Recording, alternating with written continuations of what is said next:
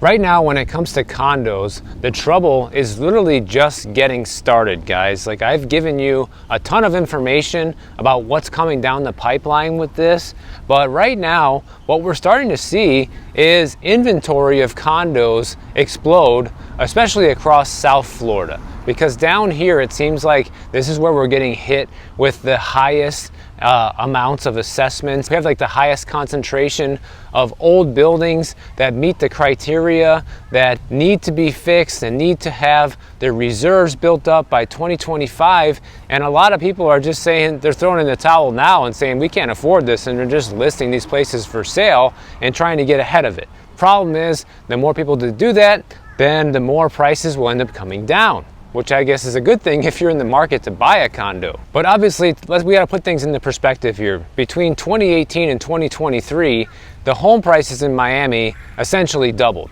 So, even though the condo prices are coming down, they also shot up tremendously, during that time frame. Another thing that we've seen double recently is condo inventory. In fact, since the first quarter of 2023 until now, we have seen condo inventory double to about roughly 18,000 units for sale in Miami, guys. And right now, when you're looking at homes for sale in Miami in general, condos make up about 38% of all real estate that's for sale right now. So that's a very big chunk. I mean, it's always made up a large chunk of real estate because we have so many buildings and there's so many condos here.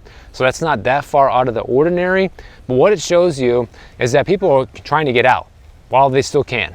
And the people who are doing this know who they are, and they know that they're doing it strategically because the prices and the cost to maintain these buildings is going to be unsustainable, or already is in their case. But that's not the case for everybody. The real problematic ones are buildings that are usually at least 40 years old or more, because those buildings are the ones that typically have seen the longest amount of time pass between the maintenance that should have been done and now the maintenance they're going to be required to do moving forward. Right now, about 3/4 of the listings for sale are in condos that are 30 years old or older and carry assessments and large repairs with them. So clearly, the people that are trying to dodge this and escape this are basically being called out by this. And then when you look at condo units that were built less than 30 years ago, those units are selling 38% more today than they did back in 2020. And it's not just that buyers want to buy newer condos, that the reason why they're selling more than they did a few years ago. It's also because fewer and fewer buildings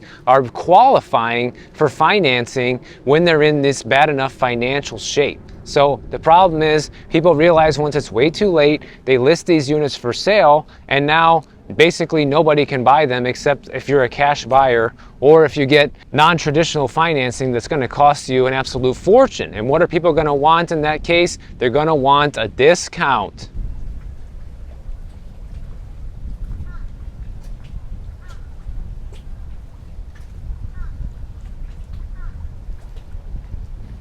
So naturally, condo sales have been falling here in anticipation of all of this. Obviously, the entire housing market has been slowing down, so that's also part of it as well. So I decided to look at some history here to see, are these sales really slowing down? And when you look at historical data, according to Sunstats here, throughout the entire state of Florida, going all the way back to May of 2017, so we're looking at 7 years of data here, it's not like the condo sales are really that much lower than they were pre-pandemic. You can see here that May of 2024, it's already heading back up into the summer months, because that's usually when we see the most sales of any type of real estate, and that's what all those peaks and valleys are. So it will be slightly less, it looks like, this year, but I'm not really sure if it's the product of just a slow housing market, a bad economy, and higher interest rates, or if it's actually these condo problems. I would be willing to guess that it's a combination of both. And one of my predictions was, when we first saw this new law go into place where all these buildings are going to have full reserves by next year, and start maintaining the buildings better and go through the 40-year recertifications and do all the work necessary to keep the buildings in good working order, one prediction that I had was, one possibility we might see happen is this might not necessarily drag down the prices of all condos. It's going to drag down the prices of buildings that have been poorly maintained, Whereas other buildings like new construction buildings or condos that are older but have all their ducks in a row, where those buildings may actually retain their value or even go up in value due to this situation, because those type of buildings are going to become more desirable due to this situation, because no buyer wants to walk into, you know, hundreds of thousands of dollars in special assessments and all of these problems. They want to buy it and know that once they're in there, they're going to be living okay for a while and not have to worry about this stuff. Because it's not just the money, guys. Like, for example, my building is about 30 years old. It's a little over 30 years old, like 31, 32 years old now. And we are now going to be doing some concrete work in the building to make sure everything is shored up, everything is okay. And it's a necessary thing to keep the building maintained. And guess what? That's going to be a lot of noise. It's going to be a lot of work. I'm not sure to what extent yet, because it's only just getting started. But if it's too bad, then like I mentioned in my last video in Palm Coast, I'm going to leave the unit for a little while. I will rent it to somebody else who doesn't mind, who works all day or something, and I'll live somewhere else in a quiet house up in Palm Coast while all that's going on. And then my wife and I can decide if we want to move back then or sell it or keep it rented, you know, because I don't want to live through that nightmare of having the building under construction 24/7. I actually lived through that once before when I first moved to Miami, and it absolutely sucks, especially if you're not a morning person like me. You hear drilling and hammering starting at 8 o'clock in the morning. It's not for me. The problem is people are now basically scrambling to start bringing these buildings into compliance now that, you know, their days are numbered, and they're realizing just how far behind they are financially, and people are freaking out. They're selling these units because they know they can't afford, you know, to pay $150,000 in assessments over the next few years. And the reality is these assessments combined with your HOA fees are now becoming more expensive than people's taxes and insurance and their mortgage payment. You know, that's what we're looking at here. And really what people in these buildings should be doing is they should be looking to offload the entire building to developers that are willing to take on the problem and just tear the place down and start all over, guys. But the problem is that requires a majority of people that live in the condo to say, okay, we want to sell it to a developer.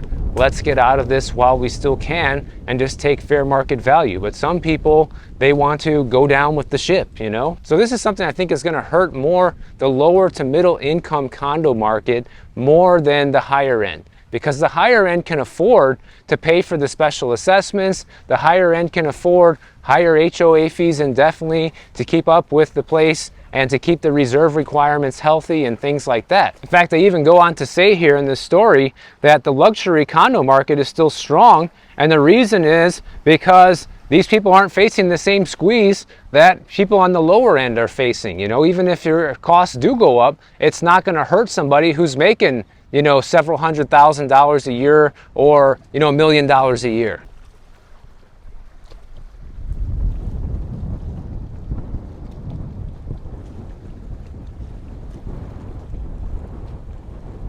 And the reality is a lot of the luxury buildings are new construction anyways, so they're not plagued with this same level of issues because the buildings are brand new. But on some of the older luxury condos that you do have, they're just overall better maintained over the years because the people who have lived there all have had the budgets to keep those buildings maintained, whereas on the lower to middle end, people have been pushing off the reserves and pushing off the repairs, you know, indefinitely into the future and just kind of putting band-aids on problems rather than fixing them, you know, a lot like our government does. The only hope and the only good news for people who are in this position is that, you know, prime development sites are still very hard to come by for developers, and literally the land that a lot of these old buildings that haven't been maintained well that it sits on is more valuable than the condos and the buildings themselves. So people are able to still sell them to a developer if they can get enough people to agree and come out ahead, you know, even more ahead if they just went ahead and sold their units individually to individual buyers. In fact, in 2023,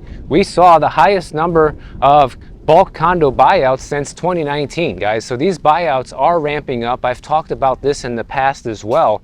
And realistically, if you're in a condo or you know a lot of people who are in this position in the building, and you know you guys are facing these big financial challenges, you better start talking to your neighbors about getting out, and doing some of these buyouts. Figuring out where to go is a whole nother can of worms, but unfortunately, what else are you gonna do? If most of the people living there can't afford what's coming, then it's gonna be pretty much your only option. Some people might say, well, I'll just go buy in a newer building then if I'm living in an old building. Well, first of all, you probably won't be able to afford to for a lot of different reasons, because the new construction condo prices are way above, way above the older buildings. And not only that, you got to contend with the higher interest rates that we have today. So unless you're essentially rich, you're not going to be able to do that. But to give you an idea of what it costs, I decided to look at some of the new construction condo listings I could find nearby where I live to see what's the difference, how much they charge for the condo, and what are the HOA fees, guys? Because I believe when you look at the HOA fees of these new construction buildings, it gives you a more realistic view of what a lot of people should be paying to maintain these buildings. And the HOA fees are not even close to what a lot of these newer buildings have. So take this one, for example. This building is actually right next door to the Champlain Towers that collapsed, okay? This building was even accused at one point of their construction maybe causing part of the collapse because of all of the drilling, putting the piles into the ground. This is just a 1-bedroom, 1.5 bath for $1.7 million there. It's been listed forever though, over 200 days on Redfin. But check out the monthly HOA fee. It is $3,062 a month just for the HOA fee. We're not talking mortgage. We're not talking taxes. We're not talking insurance. Just the monthly HOA fee for the building. That's it. Here's another one, okay? 500 Alton Road. This is that huge building I showed you guys about a week ago or so. It's like the biggest building they're building in South Beach right now, and it's almost completed. And here's one of the listings on Redfin. 1-bedroom, 1.5 bath, a little bit cheaper than the other one at $1.4 million, okay? But what's the HOA fee here? $3,282 per month. So this is kind of like the going rate, for these brand new buildings. The HOA fees to maintain these brand new high rises is absolutely astronomical. And clearly a big part of the problem, people who live in a bunch of these older buildings, they can't pay anywhere near that in HOA fees, okay? Just to give you some perspective, in my place, our building's about 30 years old, like I said, I pay about $1,500 a month in HOA fees, and my place is a 3-bedroom, 3-bathroom, and it's far bigger than these places. It's over 1,500 square feet. So relatively speaking, my HOA fee is far cheaper than what it would be at these new buildings. If you were to, put in the numbers of what my HOA fee would be at these buildings, it would be over $9,000 a month. So when it comes to condos in general right now, like if you're somebody who wants to buy a condo still, even despite all of this, you have basically two options, guys. You can buy in something that's new construction, that's maybe 10 years old or less, and you're not gonna have to worry about these type of issues for quite some time, because a lot of these new condo laws won't apply to these newer buildings, especially when it comes to the repairs and things that need to be done. They will still have to comply with full reserves, but I'm sure a lot of these new buildings are probably already doing that, and that's why you're seeing, the HOA fees on these brand new buildings are so astronomical. The other option is you can look for an older building, but look for one that has already had all this stuff done or is in the process of doing it now, and fully understand the scope of work that has been done and still needs to be done. Because if you don't, then you're literally walking into a complete unknown situation where you can be hit with hundreds of thousands of dollars in future special assessments just to keep your building standing. And the other thing is, well, you could wait to buy a condo and say, okay, you're gonna see all this inventory hit the market. But I would venture to say that a lot of the inventory you're going to see hitting the market is going to be in distressed properties. In places that are not in distress, owners in those buildings don't have the incentive to sell like all these people who are in distress. So when you see a lot of listings come up for sale in any given building, that should be a pretty big red flag moving forward, guys. I would tell you that that should be the number one thing you need to pay attention to. It's the easiest thing anybody can see. How many listings are for sale here? And you can also check how many units have sold in the past year.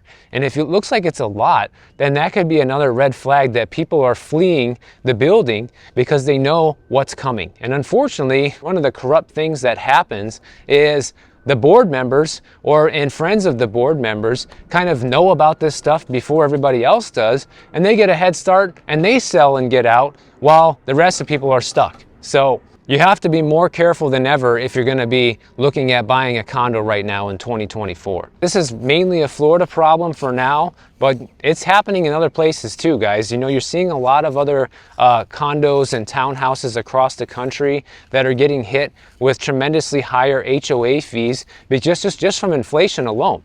From higher insurance costs, from higher repair costs, and higher salary costs for the maintenance people and the property management people. It all adds up. But I would say who's got it even worse than this actually are these super rich homeowners over in the Hollywood Hills and Beverly Hills, guys, because those guys are getting hit with monster insurance increases on their houses. Alex sent me this story of these giant mansions over there that are losing value like crazy. Like there was a house that they originally listed for $48 million, ended up lowering the price all the way down to $25 million to get it sold, right?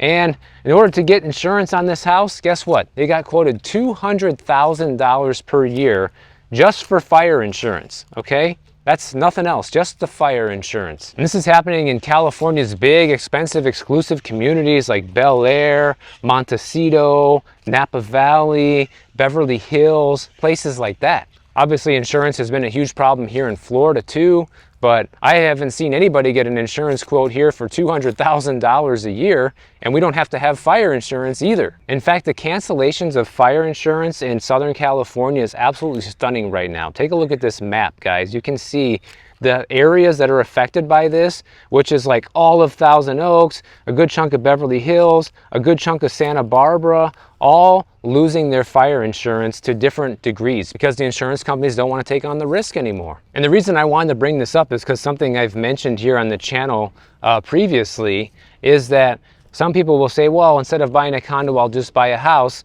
and that will solve all my problems. Well, obviously it won't, especially if you buy one of these really expensive houses or in a fire-prone area. That's definitely not going to solve your problems either. So you basically need to live in a low cost of living area if you want to buy a house, not pay a whole lot for the house, and have a good amount of money set aside as an emergency fund for any problems that do come up with the house. That's going to be the only way out of this situation, guys. You have to live somewhere cheap, live cheaply, and it's the only way to make sure that you're going to be protected moving forward, because everybody else is getting absolutely slammed with all these crazy condo assessment fees and HOA fees and big increases in insurance on their homes if you own a regular house. And this is going to have major implications too, because these higher costs slow down investors, so you're not going to see so many people buying real estate anymore, whether for investment or for living, because the cost is becoming too prohibitive, and that slows down the economy even further,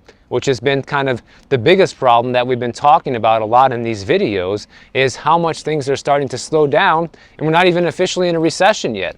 And all these things I just mentioned here are just going to make those problems worse. Now, one more thing I wanted to share with you guys in this video that I haven't talked about in a while are the new squatter laws that are coming out here in Florida. We talked about this kind of once or twice in a previous video back when I first heard of this, but basically the new squatter law will come into effect here on July 1st in Florida, so it's right around the corner, and it's going to make it so much easier for homeowners to remove illegal squatters from their house.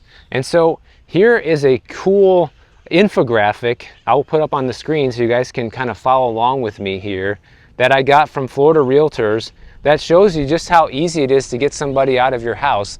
And it'd be nice if more states would follow this, because you need to kick out the bums that are staying in your house illegally. So it shows you here that the conditions that need to be met: the requester must be the property owner or an authorized agent of the owner. The property must be a residential dwelling. The squatters have unlawfully entered, remain, or continue to reside in the property.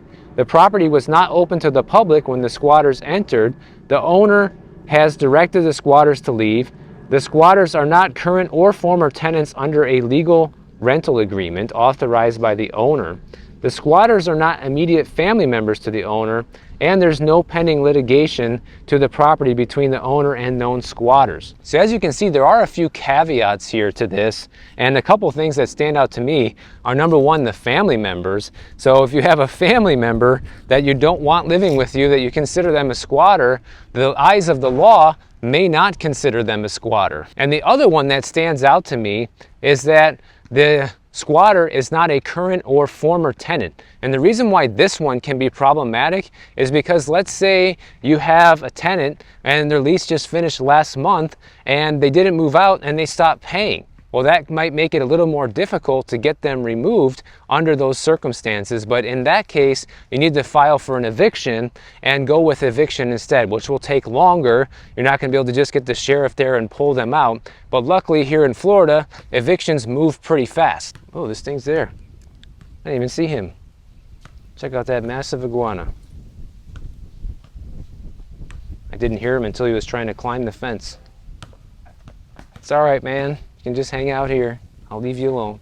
But these squatters are facing some pretty severe penalties. You know, if they do more than $1,000 of damage to the home, or trespasses, which means just entering the home illegally, essentially, you're looking at a felony. And if you present a fake lease or pretend you're the owner, that's a misdemeanor crime to the first degree. Should be a felony though. And someone who advertises the home pretending to be the seller, that's also a first degree felony now. And someone who rents the property to another person pretending to be the owner is also a felony. So this new law kind of extends beyond squatters as well to real estate fraudsters, you know, because you see a lot of that here in Florida where people pretend to be the owner, they take your security deposit and disappear.